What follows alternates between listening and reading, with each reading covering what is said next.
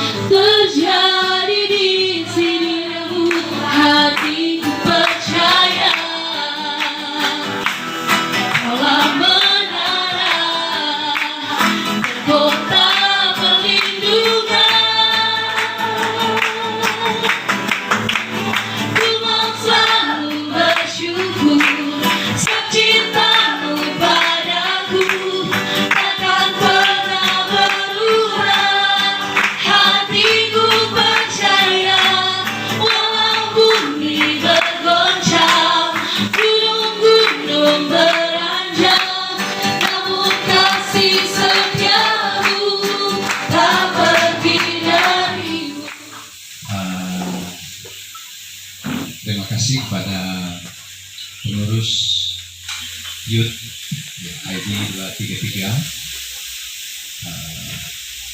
yang mempercayakan kepada saya untuk berbicara di acara yang diberi tema bagus sekali ya, Ready to Face the Challenge. Ready to Face the Challenge. Jadi kita mempunyai upaya-upaya untuk sampai ke titik ready ya. Kita mempunyai upaya-upaya untuk sampai kepada titik ready. Kenapa? Kita punya dunia yang di sini disebutkan challenge, merupakan tantangan. Yang sudah 2 semester, kalau di sini semester yang paling tinggi siapa ya? Ada yang sudah paling tinggi semesternya? Keberapa? Semester berapa sekarang? 8. Sudah kelas skripsi kalau saya tidak salah ya. Sudah mulai menulis skripsi atau sudah selesai?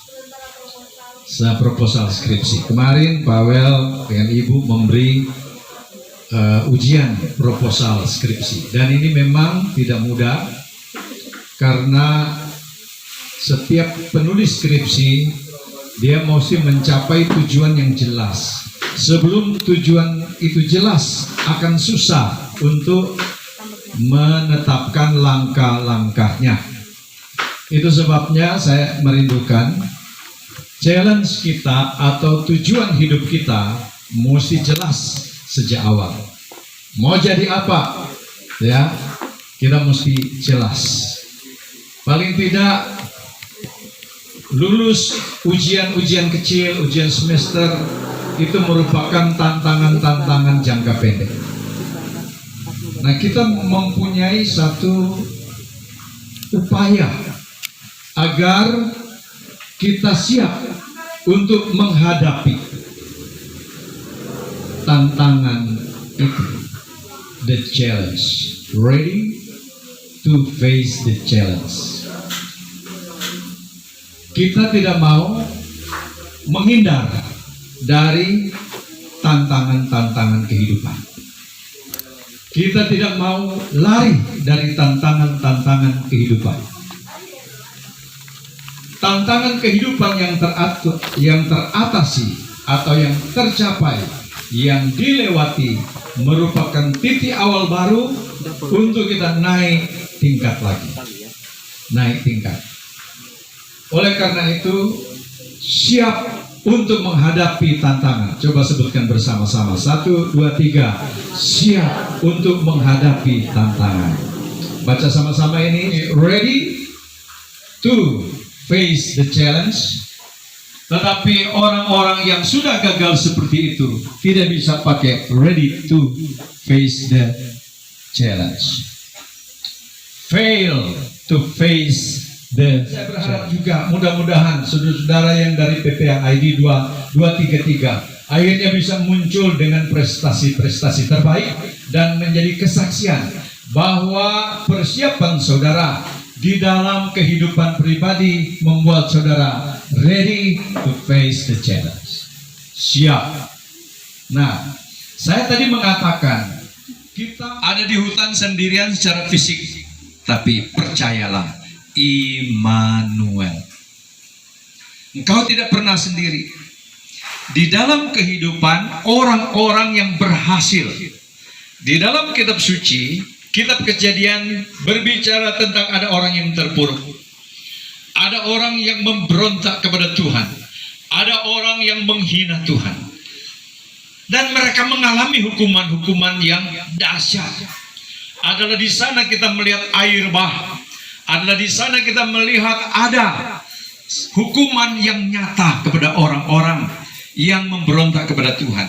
Tetapi di antara mereka ada kisah seorang Henokh yang berhasil di dalam keluarganya, yang berhasil di pergaulan dengan masyarakat, tetapi yang berhasil bergaul dengan Tuhan. Coba baca ulang Kejadian 5 ayat 24. 1, 2, 3. Dan Henokh hidup bergaul dengan Allah. Lalu ia tidak ada lagi, sebab ia telah diangkat oleh Allah. Kisah pengangkatan manusia ke surga dijanjikan di dalam perjanjian baru.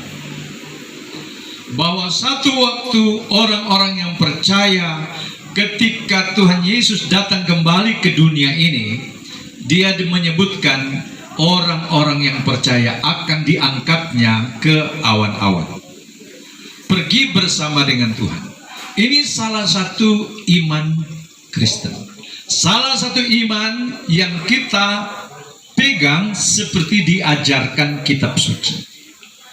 Satu waktu semua orang percaya akan terangkat ke awan-awan. Apakah ini masuk akal sejak awal pergumulan hidup dengan manusia? Coba orang baca, ada satu ayat di 1 Raja-Raja 11 ayat 2.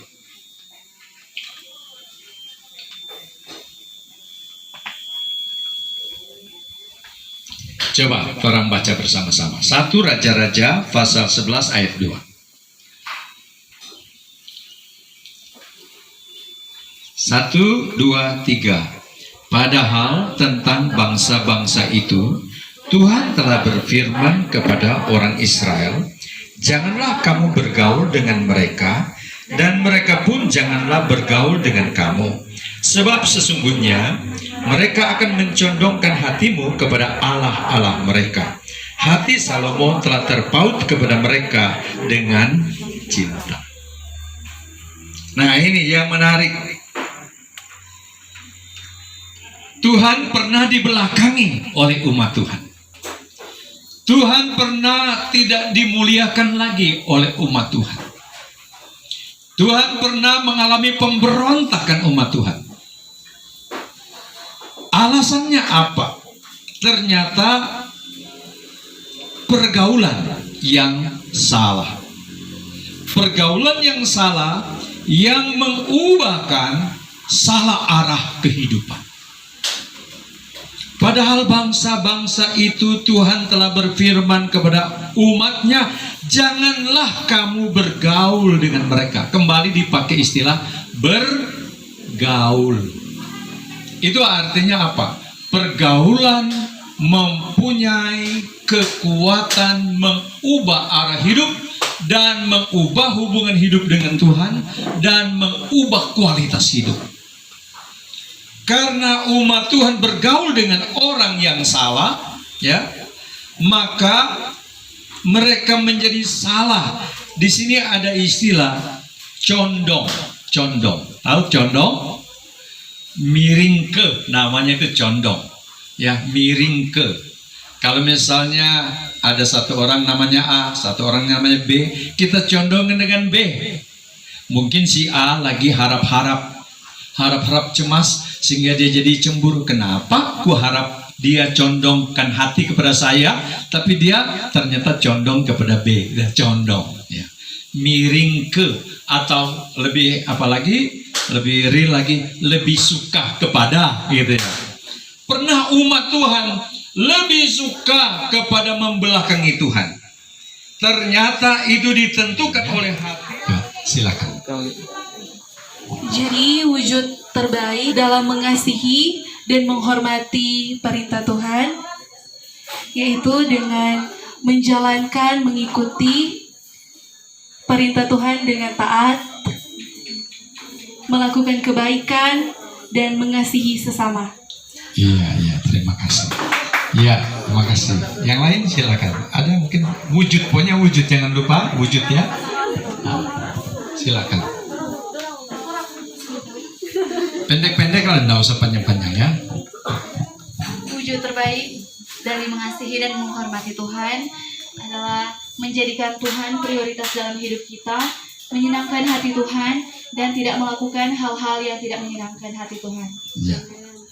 Menyenangkan hati Tuhan, tidak melakukan apa yang tidak menyenangkan hati Tuhan. Ya, puji Tuhan.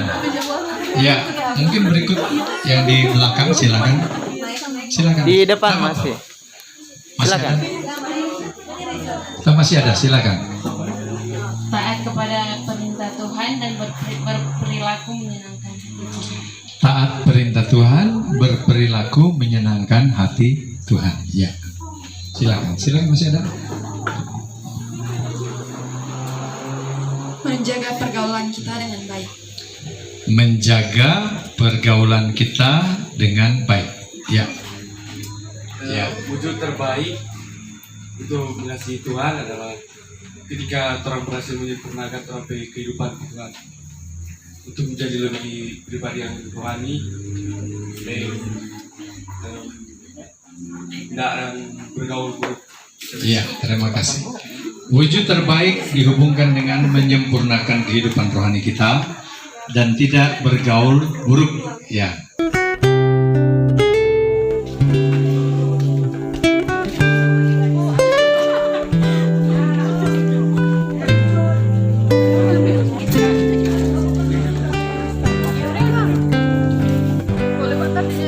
Terima kasih Tuhan untuk kasih setiamu yang ku alami dalam hidupku. Terima kasih Yesus untuk kebaikanmu sepanjang hidupku. Terima kasih Tuhan untuk kasih setiamu yang ku alami. Juga taat. Karena dia taat, Tuhan menyertai Yusuf sehingga ia menjadi berhasil dalam pekerjaan.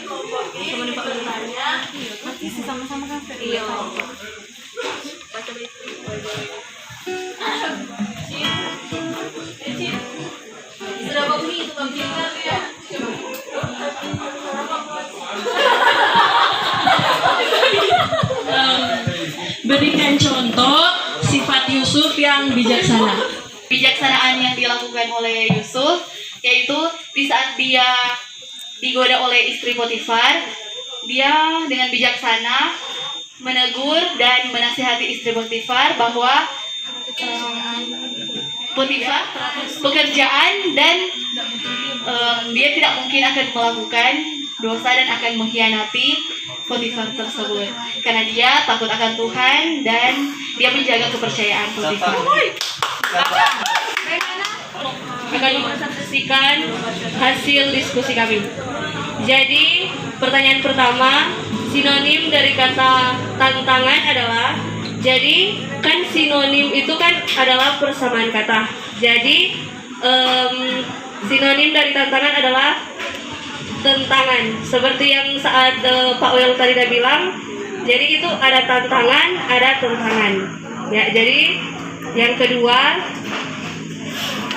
hasil dari menyelesaikan tantangan mencapai keberhasilan. Dan yang ketiga, untuk dapat mencapai kemenangan perlu membangun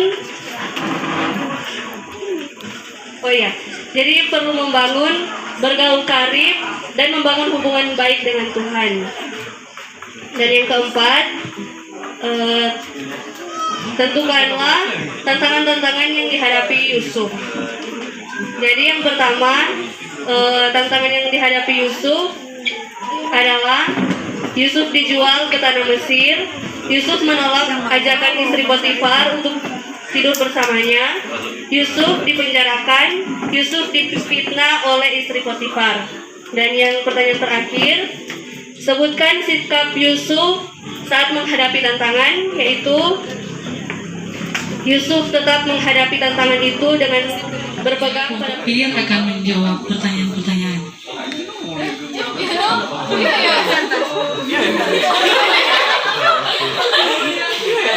Nomor 1. Yang pertama, sinonim dari tantangan. Kami menjawab berani menantang ancaman atau pergumulan. Yang kedua, hasil dari menyelesaikan tantangan mencapai apa? Kami menjawab keberhasilan. Pertanyaan yang ketiga, untuk dapat mencapai kemenangan perlu dibangun apa? Perlu dibangun ketekunan, berani, atau siap menghadapi tantangan. Dia mau jadi raja.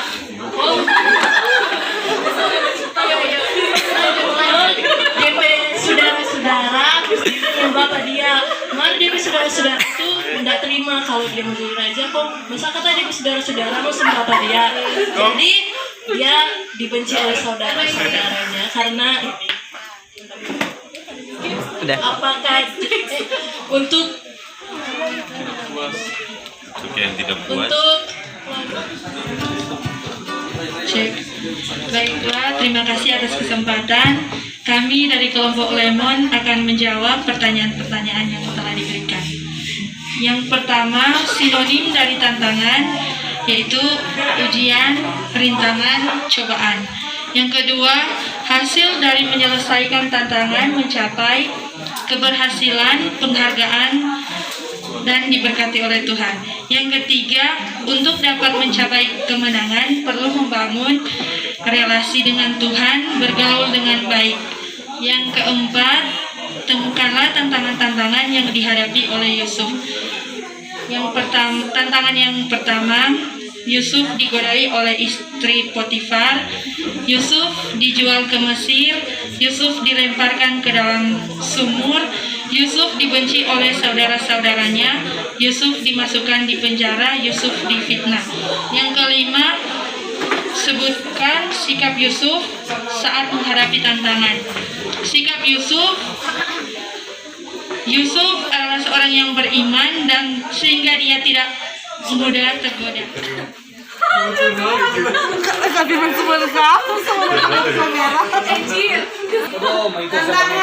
suka kuliah tapi susah lepas dari gadget. Tiap malam game. Itu suka tantangan diri.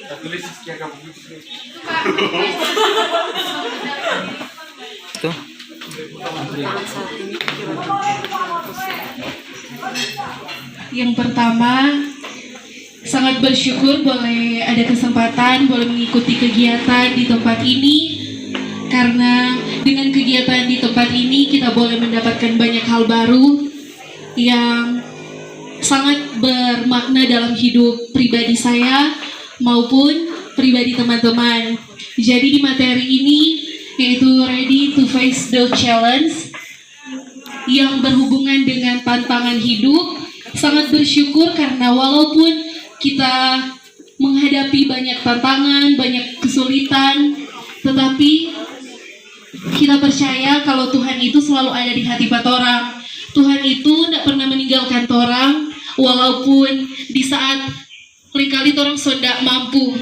Mungkin di balik tantangan tersebut, Tuhan mempunyai rencana yang sangat indah di dalam pribadi saya dan teman-teman. Mungkin itu dari saya. Saya ucapkan terima kasih. Bagaimana mau bilangnya? Mungkin kita paling tertua di sini. Kalian bagaimana mau bilang? Mungkin lagi sudah lama di PPA dibandingkan dengan teman-teman. Mungkin masih 1 tahun, 2 tahun di PPA. Jadi cuma mau bilang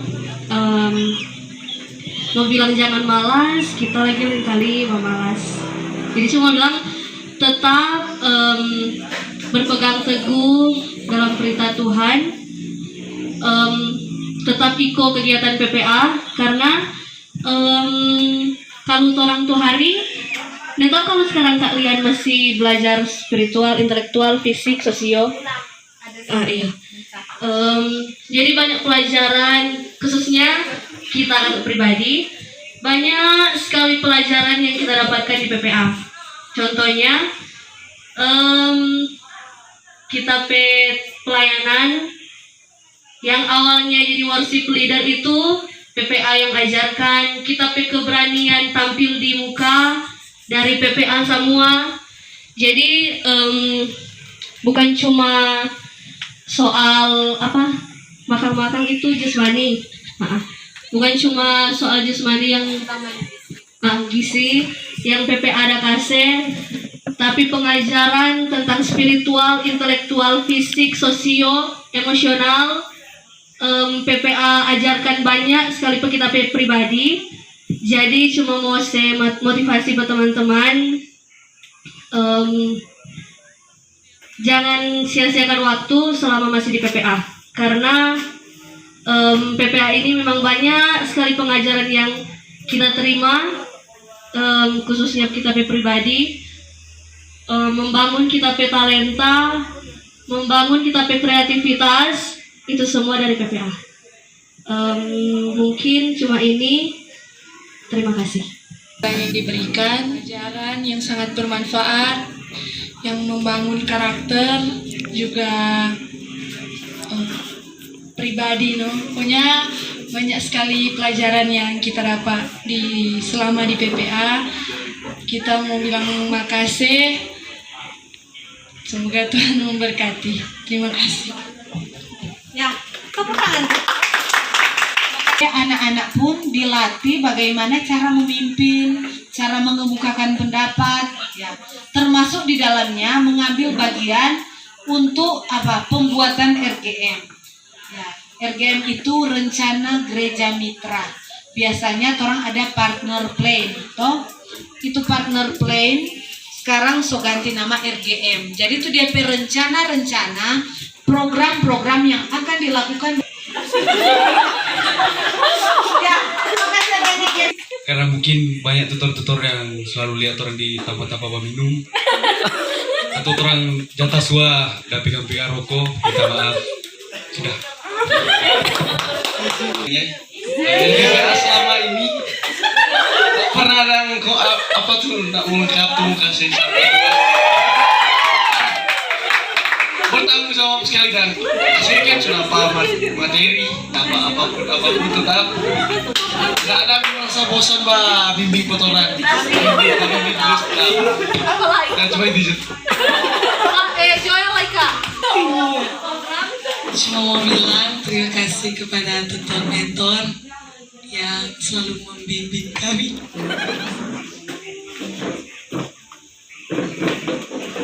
Semua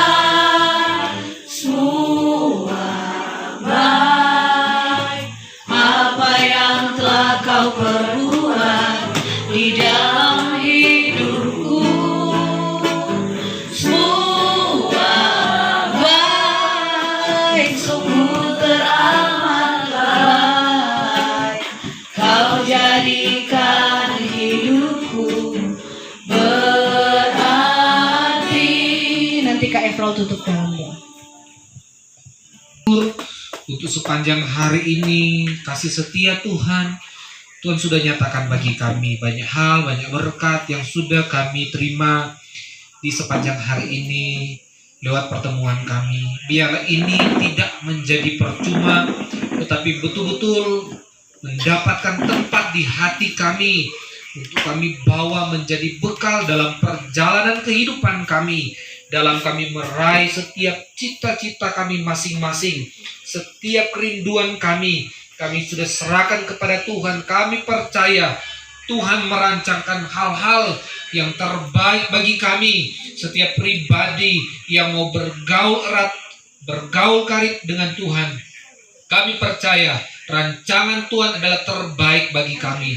Oleh karena itu Tuhan, sekali lagi kami memohon biarlah Tuhan memberkati kami semua yang ada di tempat ini. Berkati anak-anak-Mu, Youth PPA Karis. Biarlah semua mereka diberkati, yang akan kuliah, yang masih dalam persiapan, juga yang sudah di tahap-tahap akhir untuk penyusunan proposal dan skripsi nanti. Tuhan memberkati semua proses yang mereka lewati. Berikan kekuatan, kesehatan, semangat untuk tetap berjuang, tetap ada dalam proses. Tuhan taruh dalam hati mereka, dan biarlah mereka terus mengandalkan Tuhan dalam kehidupan mereka. Terima kasih Bapak. Dari tempat ini kami akan kembali ke tempat kami masing-masing. Biarlah kiranya penyertaan Tuhan menjadi bagian kehidupan kami. Diberkati juga tempat ini, pengelola tempat ini juga, dan semua karyawannya diberkati oleh Tuhan. Tambahkan berkat bagi mereka. Terima kasih Bapak, kami mengucap syukur untuk semua kegiatan kami di hari ini, dan kami mengakhirinya di dalam nama Tuhan Yesus yang adalah Tuhan dan Juru Selamat kami yang hidup. Haleluya. Amin. Terima kasih Tuhan untuk kasih